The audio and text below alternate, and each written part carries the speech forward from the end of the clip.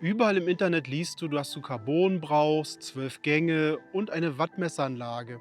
Aber Hand aufs Herz, wenn du nach Jahren wieder einsteigst oder gerade erst anfängst, ist es das, wovon du dann nachts träumst? Ich glaube, wir jagen alle einer Illusion nach. Wir kaufen Equipment, weil wir ein bestimmtes Gefühl suchen. Aber es gibt drei Wünsche, die wir alle teilen.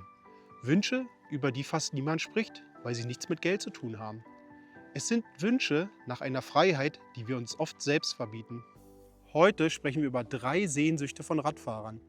Wir reden über die Sehnsucht, unsichtbar zu sein, über den Traum vom mühelosen Gleiten und über eine Angst, die fast jeden von uns davon abhält, einfach loszufahren. Und ich verspreche dir, wenn du den dritten Punkt verstehst, wirst du dein Fahrrad mit völlig anderen Augen sehen. Wunsch Nummer 1.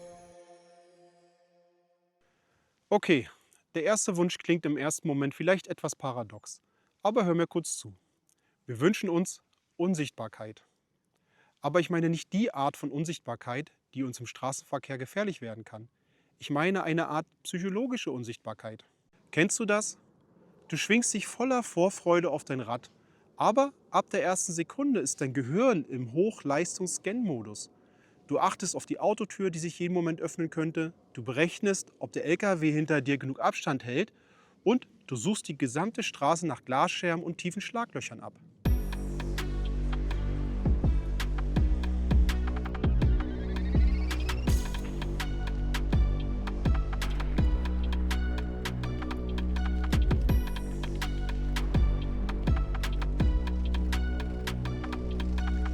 In diesem Moment bist du kein Radfahrer, du bist Gefahrenmanager. Und genau hier liegt der Wunsch.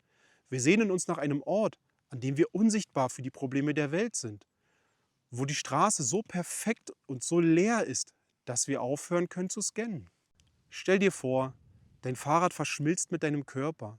Du spürst den Widerstand der Pedale nicht mehr, weil dein Rhythmus perfekt ist. Du musst nicht bremsen oder ausweichen. Du fließt einfach durch die Landschaft. Das ist der Moment, in dem das Fahrrad unsichtbar wird und du selbst auch. Nur noch Bewegung und Umgebung.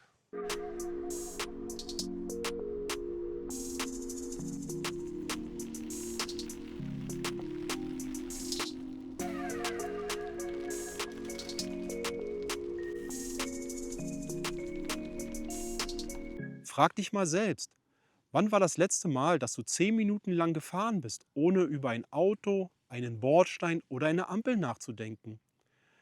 Wenn dir dieser Moment fehlt, dann jagst du wahrscheinlich genau dieser Unsichtbarkeit hinterher. Es ist die Sehnsucht nach dem echten Flow, den man nur findet, wenn der Kopf endlich mal die Klappe hält. Wunsch Nummer 2. Okay, Wunsch Nummer 2. Ich weiß, dass das besonders Wiedereinsteiger und Anfänger fühlen. Die ewige Kondition, der Traum vom mühelosen Gleiten. Wir alle kennen diese erste Tour nach Jahren. Der erste kleine Hügel fühlt sich an wie der Mount Everest. Deine Beine brennen nicht nur, sie flehen dich an, aufzuhören. Dein Herz hämmert so laut, dass du deinen eigenen Atem nicht mehr hörst. Und du fragst dich, warum tue ich mir das an? War das früher auch so schwer? Jetzt geht hier nochmal eine kleine Steigung hoch. Die Beine brennen.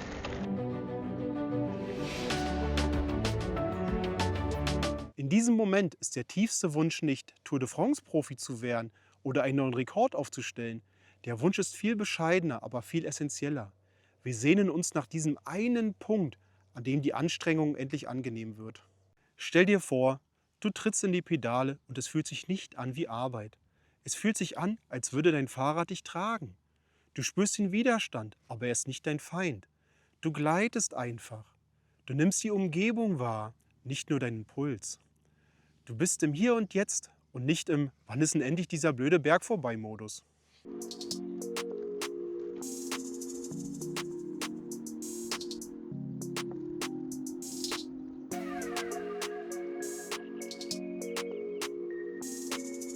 Frag dich mal selbst, wann war das letzte Mal, dass du eine Stunde lang gefahren bist, ohne einmal an deine brennenden Waden oder deinen rasenden Puls zu denken? Wenn dir diese Leichtigkeit fehlt, dann jagst du wahrscheinlich genau dieser ewigen Kondition hinterher. Es ist die Sehnsucht nach dem Zustand des reinen Genusses, in dem die körperliche Anstrengung zur Hintergrundmusik deiner Reise wird und nicht zum lauten Hauptdarsteller.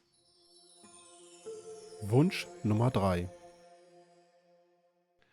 Kommen wir zum dritten Wunsch. Und ich sag's dir direkt, das ist der Wunsch, den wir uns am seltensten eingestehen.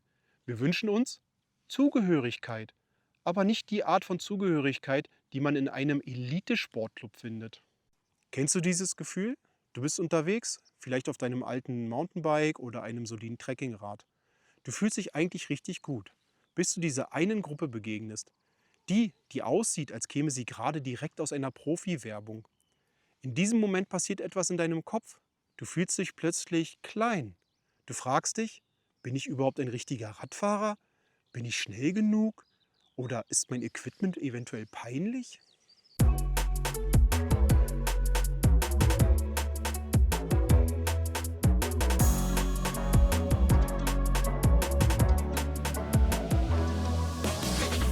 Der wahre Wunsch hinter dieser Unsicherheit ist nicht, das teuerste Rad im Stall haben zu müssen. Der Wunsch ist, Teil einer Gemeinschaft zu sein, in der das Wir egal ist, solange das zählt.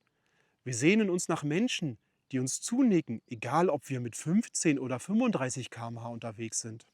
Wir wollen eine Welt, in der die erste Frage nach einer Tour nicht lautet, wie war dein Schnitt, sondern hast du diesen einen Ausblick oben am Waldrand genossen? Wir wünschen uns die Erlaubnis, Anfänger sein zu dürfen, die Erlaubnis, langsam zu sein. Wir suchen nach einer Community, die uns nicht an unseren Wattwerten misst, sondern an der Freude in unseren Augen.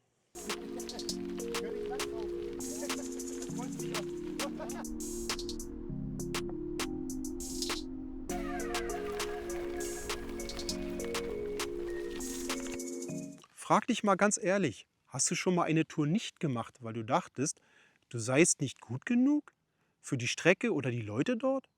Wenn ja, dann ist das dein dritter Wunsch. Die Sehnsucht nach einem Ort, an dem du einfach nur Radfahrer sein darfst, ohne Beweispflicht. Wenn wir ehrlich sind, jagen wir beim Radfahren nicht den neuesten technischen Daten hinterher. Wir jagen Gefühlen hinterher. Wir suchen die Stille, in der wir unsichtbar für den Stress der Welt sind. Wir suchen die Leichtigkeit, bei der unser Körper einfach nur funktioniert. Und wir suchen einen Platz, an dem wir genauso wie wir heute sind, willkommen sind. Diese drei Wünsche, Sicherheit, Flow und Zugehörigkeit, sind es, die uns eigentlich auf den Sattel treiben. Egal, ob du nach 10 Jahren Pause das erste Mal wieder losfährst oder gerade dein allererstes Rad gekauft hast. Ich habe dir heute mein Warum verraten, aber ich weiß, dass jeder von euch eine eigene Geschichte hat. Vielleicht ist dein größter Wunsch etwas ganz anderes. Vielleicht ist es die Fahrt zur Arbeit ohne Schweiß oder die erste Tour mit deinen Kindern, ohne dass du den Anschluss verlierst. Und jetzt seid ihr dran. Was ist dein absolut größter Wunsch für die Zeit auf dem Fahrrad? Wovon träumst du heimlich, wenn du in die Pedale trittst? Schreib's mir unten in die Kommentare, denn ich möchte eine Community bauen, in der genau diese Träume Platz haben. Und ich lese mir jeden einzelnen Beitrag durch.